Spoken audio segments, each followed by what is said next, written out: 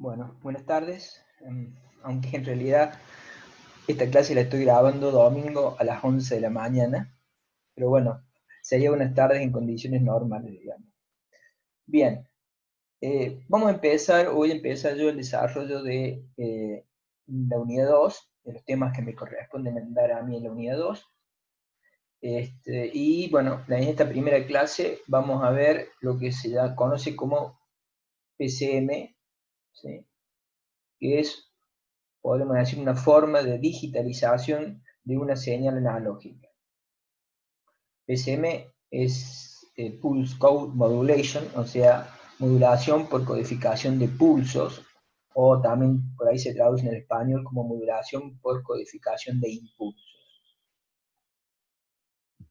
Bueno, ¿cuáles son los objetivos, digamos, que perseguimos en esta clase? Bueno, el objetivo que perseguimos es que ustedes, al terminar la misma, puedan explicar el proceso de transformación del mensaje o de los datos de naturaleza analógica en señales digitales, determinar la importancia del teorema del muestreo, calcular la velocidad de transmisión y el ancho de banda necesario como resultado de dicho proceso, diferenciar entre lo que se conoce un codificador uniforme y uno no uniforme, y explica las ventajas de la codificación no uniforme con la ley A, que se llama.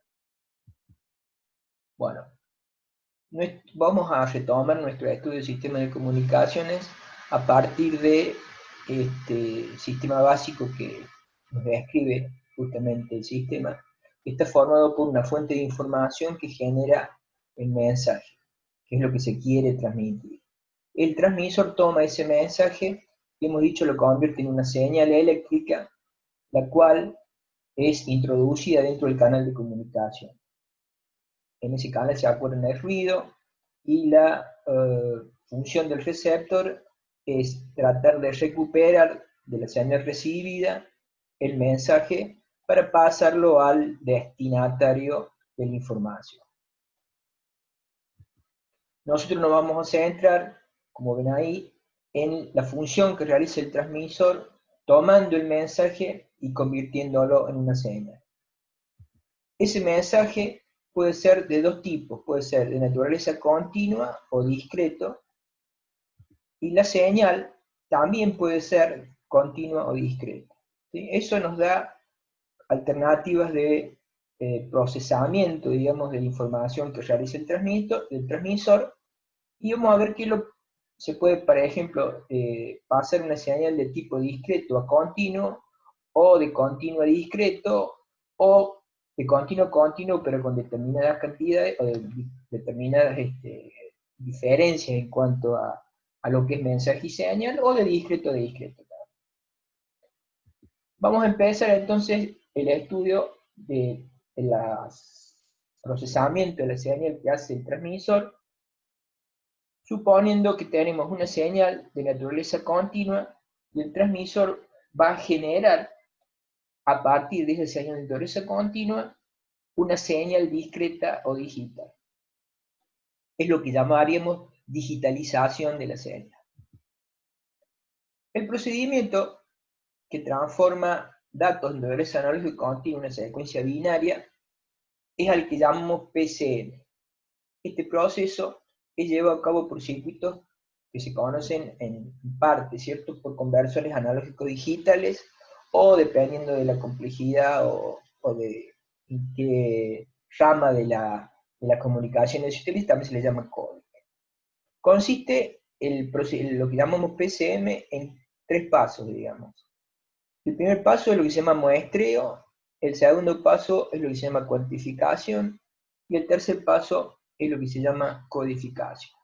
Como vemos en la figura, el muestreo toma una señal de naturaleza analógica o de variación continua y la convierte en una serie de unos y ceros, o sea, en una información de tipo discreta o binaria en este caso. Bueno, aquí tenemos una gráfica de, por ejemplo, esa señal de naturaleza analógica podría ser audio, podría ser video, o como hemos visto en la unidad 1, podría ser cualquier señal de naturaleza continua, cualquier señal física, ¿cierto?, que por medio de un traductor es convertida en una señal eléctrica. ¿Sí? Esa señal eléctrica va a ser nuestro mensaje, o sea, la información que nosotros queremos transmitir a través del canal de comunicación. Bueno, como digo ahí, tomamos como ejemplo ahora, en la gráfica que sigue, puede ser, por ejemplo, una señal de audio o video. ¿Sí? En la siguiente figura vamos a representar las variaciones de amplitud en función del tiempo de un mensaje de forma arbitraria. ¿Sí? Yo he dibujado ahí, digamos, una señal de variación continua genérica. Los valores de amplitud del mensaje, o sea, de la señal, están limitados entre un máximo y un mínimo, que es lo que se conoce como rango dinámico. Y esos valores varían de forma continua. Justamente acabamos de decir que la señal es analógica o continua. Este mensaje será medido, muestreado, a intervalos regulares de tiempo, constituyendo ese tiempo en lo que se llama periodo de muestreo. La señal obtenida está modulada, que se dice, por amplitud de pulsos. Es una señal que está discretizada en el tiempo, pero los valores, las amplitudes de la señal siguen variando en forma continua. Los valores de las muestras, ¿sí?, tomadas se digitalizan dividiendo el intervalo de amplitudes entre más y menos a en franjas de igual valor, que es lo que se llama paso de cuantificación. Los valores medidos se aproximan al valor más cercano a los límites del paso de cuantificación. Esos límites se denominan o constituyen lo que se llama el nivel de cuantificación. Y finalmente, estos valores discretos se codifican en algún sistema de codificación binario por ustedes conocidos. ¿Sí? ¿Se acuerdan? En la arquitectura de computadores hemos visto sistemas de, por ejemplo, de complemento 1, complemento 2, signo y magnitud, etcétera, etcétera. Bueno, en esta gráfica, entonces, como decía, partimos de una señal o una gráfica de amplitud en función del tiempo, ¿cierto? Donde la línea en azul representa la variación continua de una señal análoga. De esa señal vamos a tomar una muestra, ¿sí? En un determinado instante de tiempo tomamos una muestra, ¿sí? Ese valor que obtenemos de esa muestra es el valor de amplitud, que es un valor real, digamos, ¿cierto? Varía en un continuo.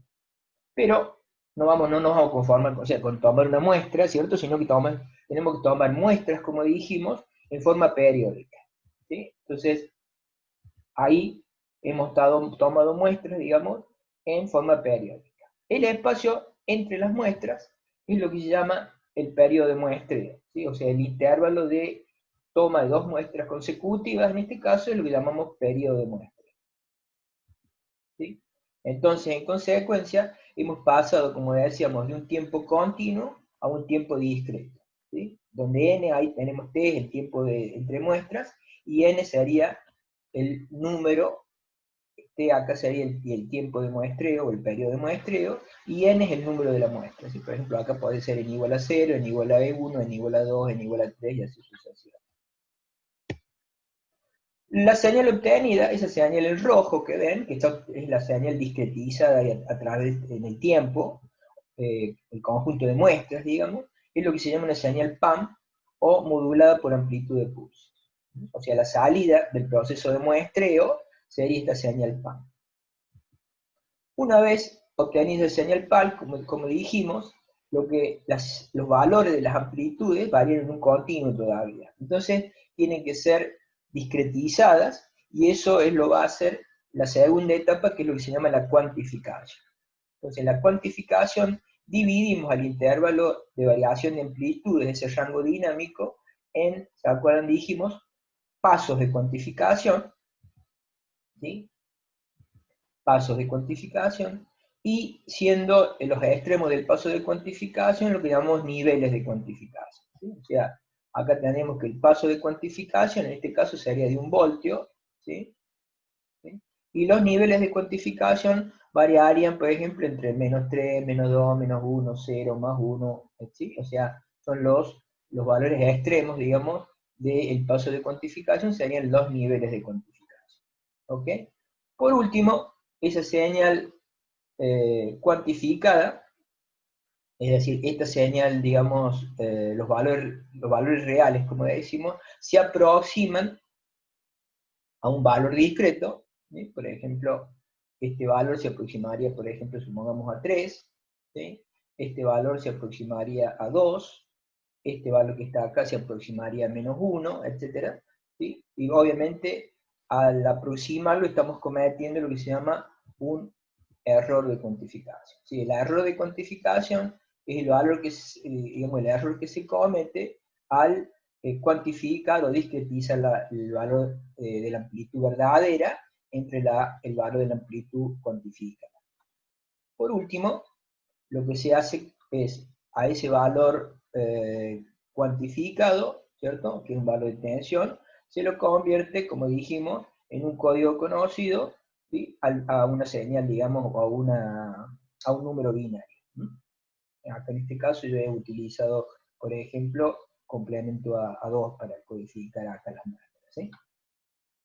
Ese último paso, digamos, es lo que llamamos codificación. Bueno, obviamente, acá podremos, como se darán cuenta ustedes, lo que vamos a tratar, como siempre es minimizar el error de cuantificación o minimizar los errores en principio, en este caso el error de cuantificación, y como se podrán dar cuenta, quizás, ¿cómo hacemos para minimizar ese error de cuantificación?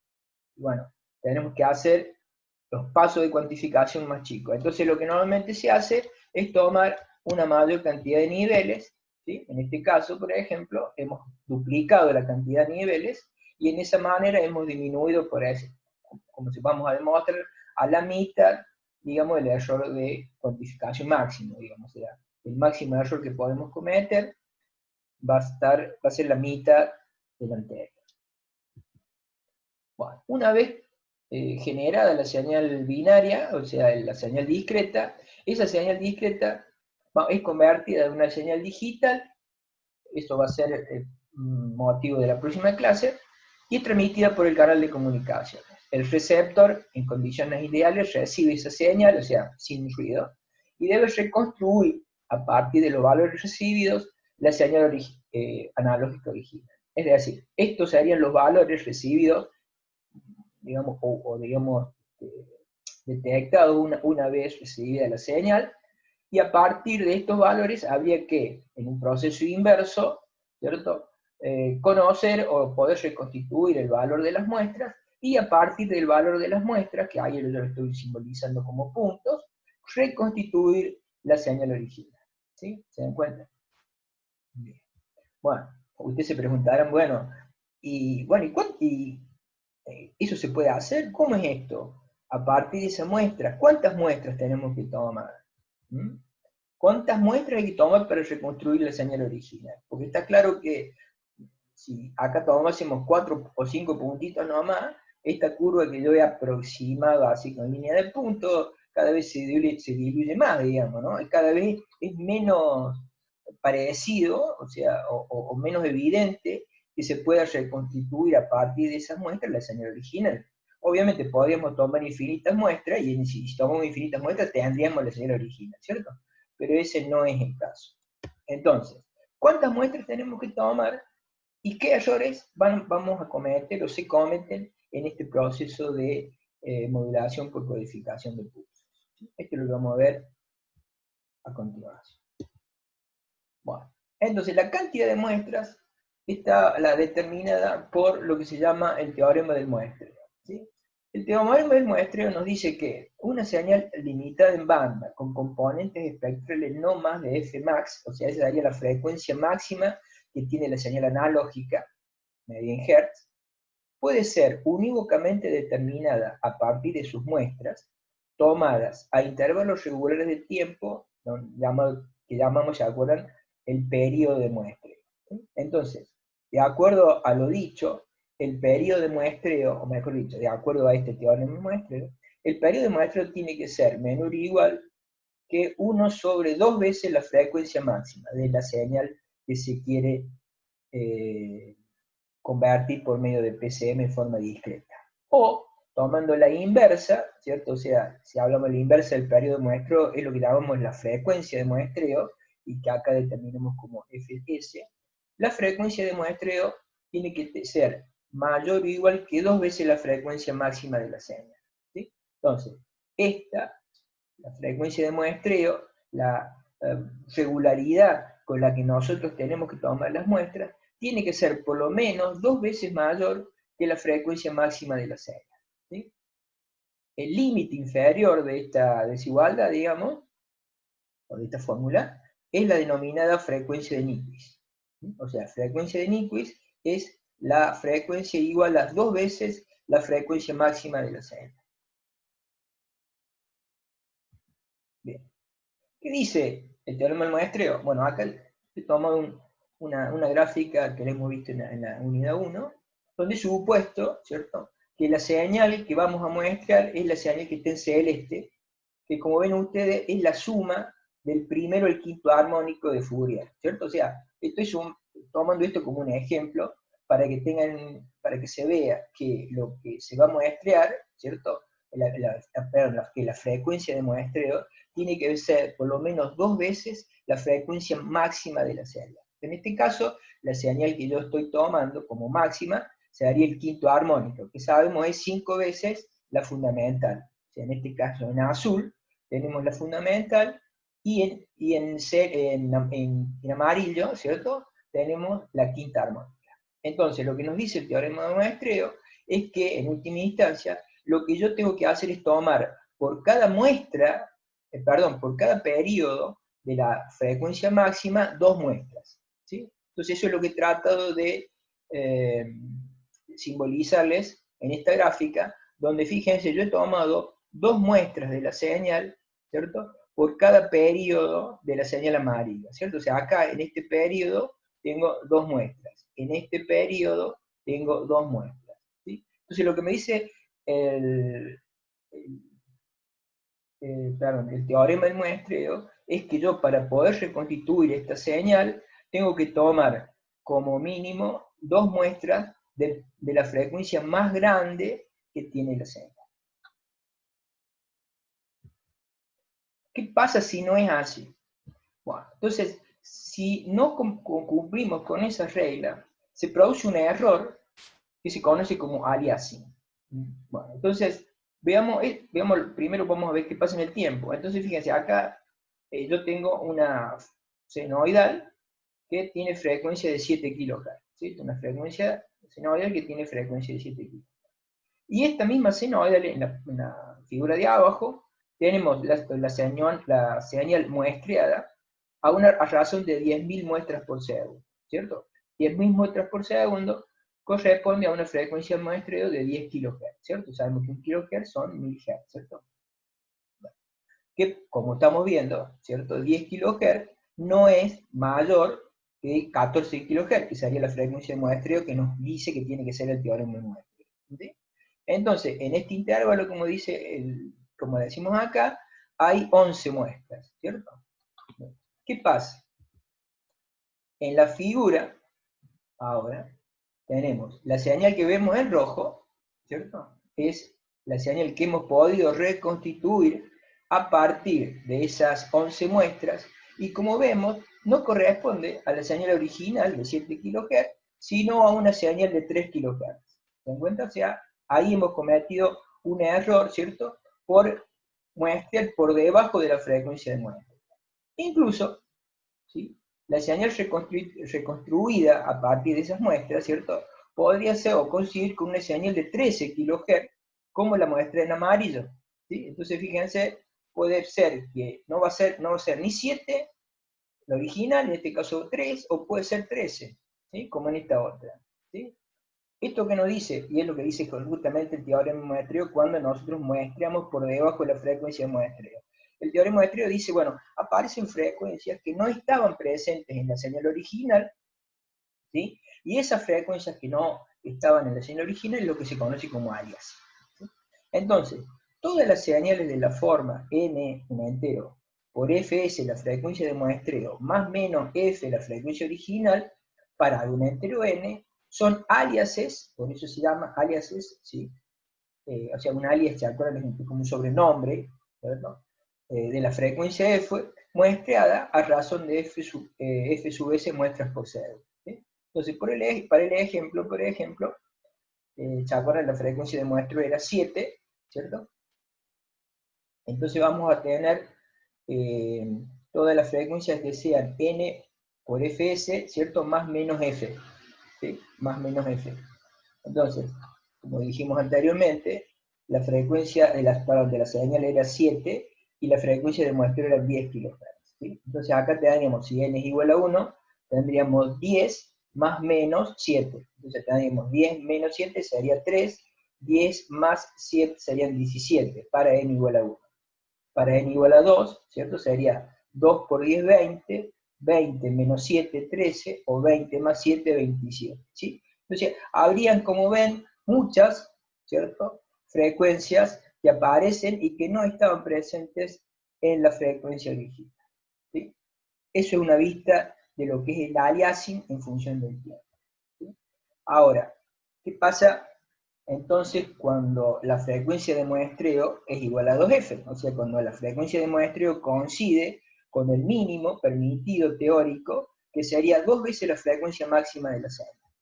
Bueno, entonces, para ver esto, o sea, qué es lo que nos está diciendo, o qué, no nos está, o qué es lo que no estamos viendo por el teorema de muestreo, vamos a recurrir nuevamente a la transforma de Fourier. Entonces acá en esta gráfica tenemos el teorema del muestreo, de lo que se llama el muestreo ideal. Entonces, en este lado, de este lado izquierdo, tenemos una representación en el tiempo de lo que nos está, de lo que hace el PCM, y en este lado tenemos una representación en el dominio de la frecuencia. Sabemos que pasamos de este a este lado, ¿cierto?, por medio de la transforma de Fourier. Entonces, en esta primera figura sería en forma genérica, ¿cierto?, una función analógica de variación continua en el tiempo. Esto es un tren de impulsos teórico, ¿sí? Y el muestreo se puede ver como el producto de esta señal por este tren de impulsos. ¿Sí? El producto de esta señal por el tren de impulsos sería la señal PAM, ¿cierto?, que vimos en la primera diapositiva, ¿cierto? O sea, es como que los pulsos, o los impulsos, toman los valores de amplitud correspondientes a la señal en los momentos en que se muestra precisamente la señal. Por otro lado, al aplicar la transforma de Fourier, vamos a encontrar los espectros de frecuencia correspondientes a este procesado. Entonces, el espectro de frecuencia correspondiente a esta señal sería este espectro de banda base, que, como dijimos, es una señal limitada en banda a f sub n. O sea, este fm sería la frecuencia máxima de la señal. La transforma de Fourier de un tren de impulsos, ¿cierto?, es también un tren de impulsos, pero en este caso, como los impulsos están separados por la frecuencia de muestreo, en este caso acá, o sea, por el periodo de muestreo, como es lo que supone, en el ámbito de la frecuencia van a ser impulsos, pero separados por la frecuencia de muestreo, ¿sí? Y este producto en el tiempo corresponde a una operación que es lo que se llama convolución, que ustedes ya que han visto, deberían haber visto, o van a ver en matemática superior, en el dominio de la frecuencia. Esta operación de convolución, ¿cierto?, van a ver que al hacer la convolución de esta señal, que sería el espectro de frecuencia de la señal de banda base, por esta señal periódica o un tren, digamos, de impulsos, nos va a dar, ¿cierto?, una señal como la que está abajo, que, como vemos, es el espectro de frecuencia de la señal original, que aparece, ¿cierto?, nuevamente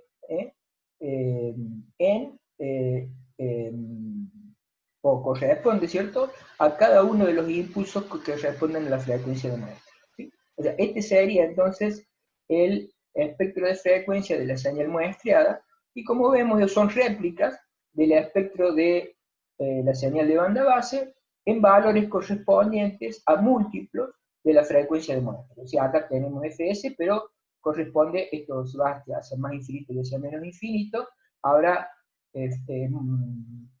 réplicas de la señal del espectro de frecuencia en fs, 2fs, 3fs, 4fs y menos fs, menos 2fs, menos 3fs, etc. ¿Sí? Bien. Bien, y esto, ¿qué pasa ahora? Fíjense cuando, ¿qué pasa cuando fs, dijimos, era igual, o sea, la frecuencia de muestreo era igual a 2 veces la frecuencia máxima. Bueno, eso es lo que vamos a ver ahora. Bueno, en esta figura, como ven, he vuelto a, es una gráfica que nos vuelve a, volvemos a ver, digamos, el espectro en frecuencia de la señal muestreada. ¿Cierto? Que como dijimos, son réplicas del espectro de frecuencia de banda base, que se llama de la señal original, en múltiplos de la frecuencia de muestreo, como dijimos anteriormente. ¿Cierto? Bien. Ahí vemos que el valor, ¿cierto?, máximo de la frecuencia, digamos, del espectro de frecuencia de la señal de banda base, es, como dijimos, Fm. Por otro lado, podemos ver Fs es la frecuencia de muestreo, ¿sí?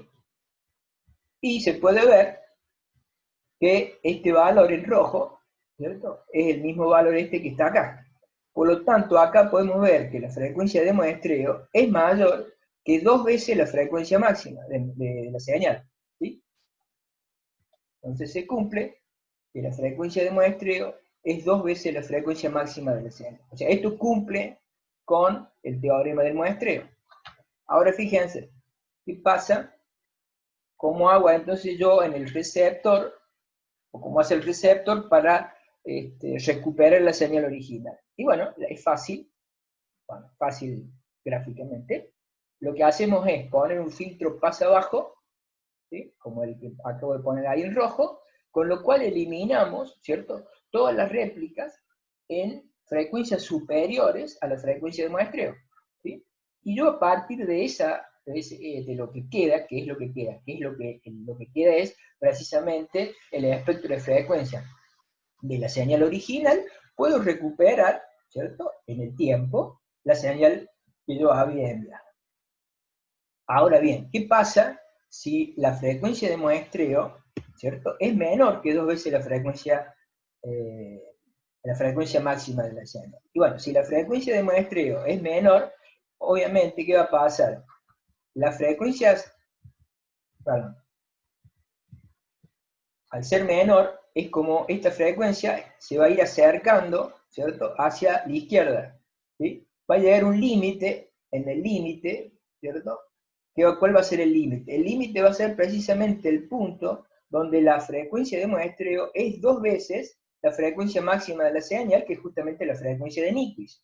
Y si seguimos disminuyendo la frecuencia de muestreo, van a ver que acá se produce un solapamiento entre las réplicas de las bandas y la banda original. Entonces, si ahora nosotros queremos poner un filtro pasa abajo, ya no vamos a poder recuperar la señal original, porque va a estar, digamos, contaminada por las frecuencias de las réplicas en frecuencias superiores. ¿Mm?